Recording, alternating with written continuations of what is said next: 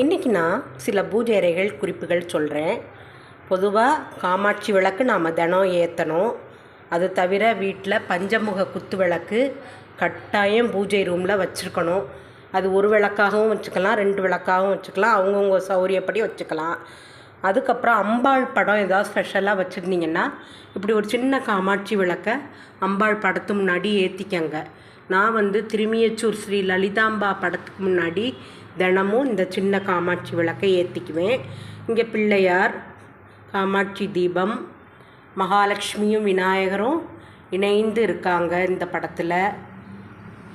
விபூதி, குங்குமம் இதெல்லாம் கட்டாயம் வச்சுக்கணும். தினம் விளக்கேற்றி சுவாமிக்கு பூ போடணும். பூ போட்டு தான் தீபாராதனை கற்பூர ஆரத்தி காமிக்கணும். அதுதான் ரொம்ப முக்கியமானது. சாமிக்கு பூவே போடாமல் கற்பூர ஆரத்தியோ தீபாரத்தியோ ஊதுபத்தியோ காமிக்கக்கூடாது. இதெல்லாம் முக்கியமான குறிப்புகள்.